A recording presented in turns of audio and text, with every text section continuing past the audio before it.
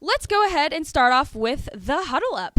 Huddle Up. Huddle Up, I should say. DA, because we're hip Huddle around Up. here. That's what the kids say. That's what we've been told. That's what the cool kids say here. But let's go ahead and start off with this. Some college football news. My favorite. Let's talk about playoff expansion. 247 Sports recently put out an article that says voting to expand to a 12-team playoff could be coming as early as Friday. And this could actually happen as early as the 2024 season, which kind of blows my mind. And let me read you a little bit here more on this news. The vote must be unanimous by the 11 members of the board. If enacted, expansion would likely triple access to the playoff from the current 4 teams. And if expansion is approved by Friday, this coming Friday, the playoff would move to at least 12 teams.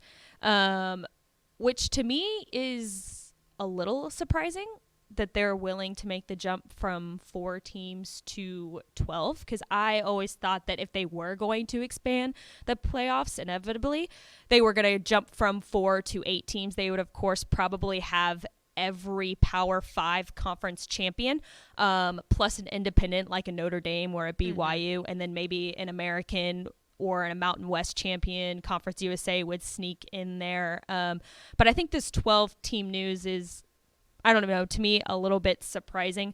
I think one of the main arguments here, and we've talked about this on Republic of Football, and I know Ish and Craven both feel this way too, as I do. I don't think this changes the outcome of the champion whatsoever. No. I mean, you've got your 3 dominants, sometimes 4. You've got your Alabamas, your Georgias, your Ohio States, maybe your Notre Dame. But outside of that, they're just playing a different tier of college football. You know, you saw it last year when Michigan matched up with Georgia in the conference or in the semifinals. I don't know what you call it. Yeah, college football playoff semifinals. Yeah, they got blown out. You know, like they're just playing a different tier of college football than that upper level. So, I mean, it's not like it's basketball where you've got a St. Peter's upsetting at Kentucky, a 15 upsetting a 2, you know? Yeah, my thing on this is I'll believe it when I see it. First off, the fact that this has to be a unanimous vote by the College Football Playoff Committee makes it seem like there is no way that this is happening. No. 11 of those people who have been adamant on not wanting to expand in the first place, all suddenly in the month of September of 2022 coming together and saying, you know what, we've been wrong this whole time. Let's all vote yes. First off, don't think that's going to happen. Second off, if it does happen, there is only one way that this truly makes a difference. If we expand it to 12, the only way that you can get the result of what the fans want is the fans want more opportunity. Yes. They want those Conference USA teams to have a bid. They want the Pac-12 to be able to have their champion and the Big 12 to be able to have their champion. And you are not going to get that unless you make it very specific that if you win your conference, you get an automatic bid into that. And there can be, obviously there's going to be conferences that are left off. You're not going to get the WAC. You're not going to get the MAC. You're not going to get probably any of not that even stuff. going to get Conference USA. Probably not going to get Conference USA. Southland, the Fun Belt, those would have to be maybe decided on like regular season records. If you go undefeated, you can vie for those last couple of spots. But if you're talking about all the Power 5 conferences, making sure they get those in there, that's the only way things are actually going to change here. And like you said, even then, Bama's going to go through and whoop everyone. So it really doesn't make that much of a difference. But I do like the idea. I love the idea of the expansion. I do too. But you have to set the precedent that if you win your conference, you get in. Because if not, it's going to turn into 5 Big Ten teams and 5 SEC teams, and that's the only people getting in. And guess what? Baylor, you're still not in. Yeah, you know? You're in a major conference like the Big 12, and you're still not going to get in. Because if you I completely agree with you. You've got to set that precedent early, or there's just no way that you're going to see a team outside of the Big 10 or the SEC or maybe an ACC type of thing. But that's it. You're not going to – it's not actually – the expansion portion does not matter if you don't say, hey, it's actually who can get in that matters. Because if they just keep picking, they're going to go through those schools that make the most money, that bring the playoff committee the most money, and you're just – it's not going to happen. It's not going to make a difference. And then everyone's going to turn around and say, well, we expanded, but we didn't get what we want. Well, yeah, what do you expect? Well, and who are we to deny an American team or a Big 12 team of at least a chance to win the national championship? Because without that precedent, there's no chance. And you're going to see an SEC team, probably an SEC team, win it every single year after that. So. I think that this is, and I don't know, obviously the College Football Playoff Committee is separate from what the NCAA is. Right. I don't know if this is the NCAA absolutely pleading to the College Football Playoff Committee and saying, hey, if you don't act on this now, if you don't get this done now, then your little super league that the SEC is fixing to turn into is absolutely going to take off. So maybe there's some sort of tie there. I don't know that. Right. But that's the only way I can see where this really random pick of, hey, it's September 1st of 2022. How about we start talking about this? There's something behind the scenes going on, but it's not going to change unless those precedents are set. No, it certainly won't. But anyways, it's going to happen if it's going to happen. And I'd like to see it expand. Again, probably not going to change the outcome of the final result, but who are we to deny any of those teams a chance to win a upsets national are fun. Championship? I honestly think they're going to get more viewership if they let that happen. Oh, yeah, I think so, too. People are so sick of seeing a Big Ten team or an SEC team or an ACC team win. Give a Cincinnati, give a Houston the opportunity to go in there and upset. Man, your viewership numbers when it comes to TV sales, they skyrocket. I agree. What do we know? What do we know?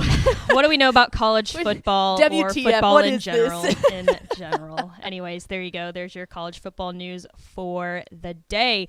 Before we get into the nitty-gritty of the Golden Triangle region, we do stuff here for Texan Live, I guess, right? I'm the associate producer. You're the executive producer for Texan Live. Dude. So we're kind of like running the whole thing, we schedule games and whatnot. So let's go ahead and give you our Dave Campbell's Texan Live viewing guide of week 2 of the Texas high school football season. And we go over to executive producer, Miss AP, for that viewing guide. If you are new here, welcome.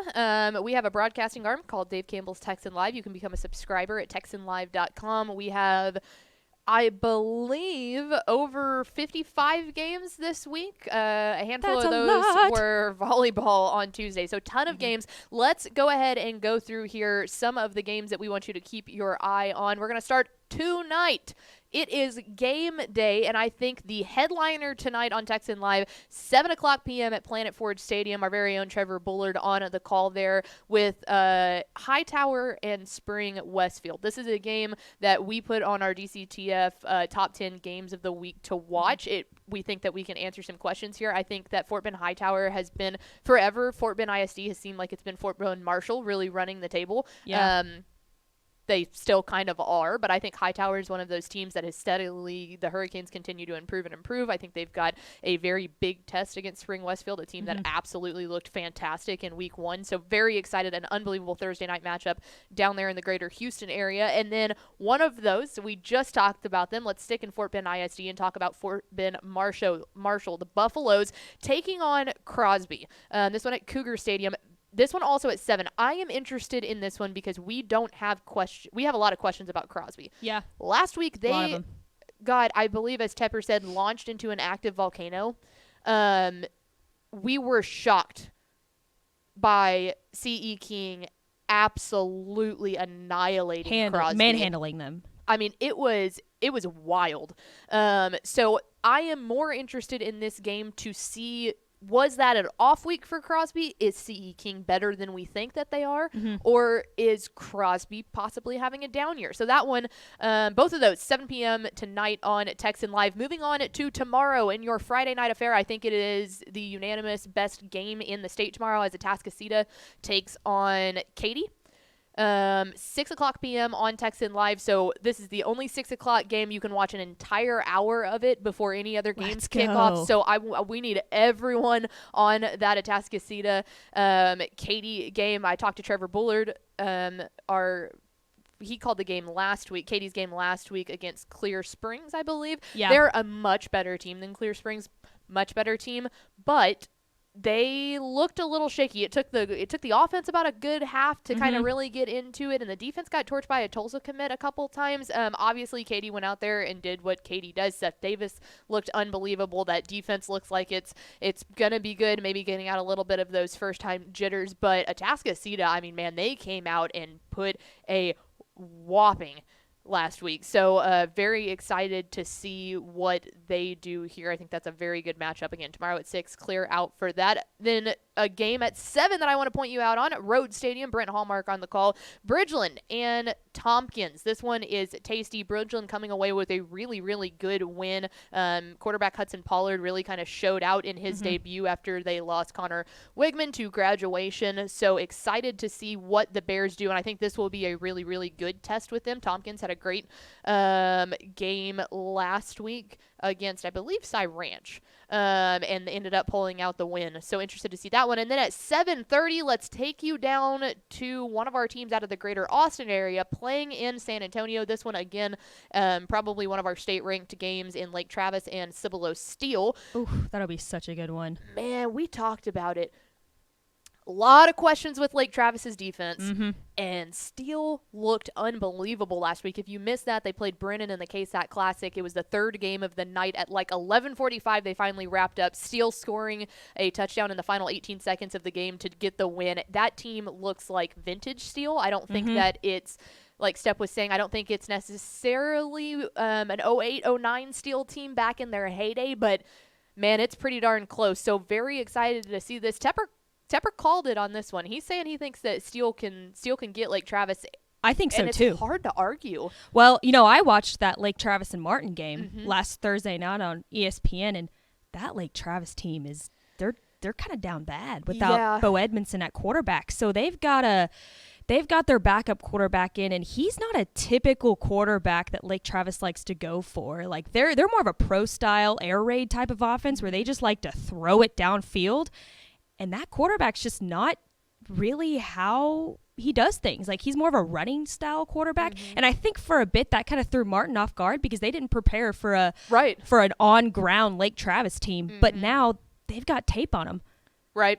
Yeah, they've got tape on that. You'll be interested to see how the quarterback responds. That I think it's Caden something. I can't remember his last name. Caden something. He's stepping in. That Lake Travis defense is what I'm worried about. They let Martin hang 41 on him. Yeah.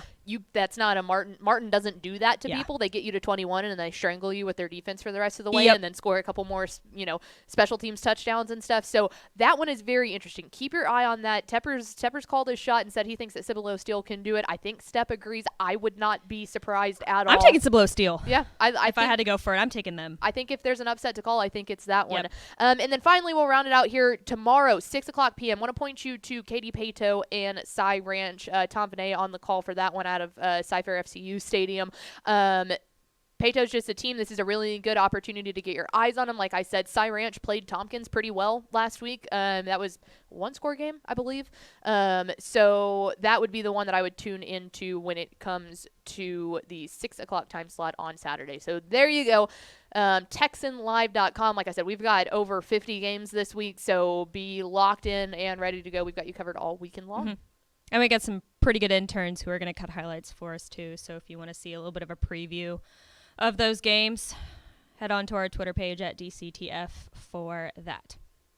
Thanks so much for watching that video. If you would like more and to be notified when they come out, go ahead and click that subscribe button right down there. You can also watch Texas Football Today every day live at noon on TexasFootball.com, Facebook, Twitch, and right here on YouTube. For more of the best coverage of Texas football in the Lone Star State, go to TexasFootball.com/subscribe.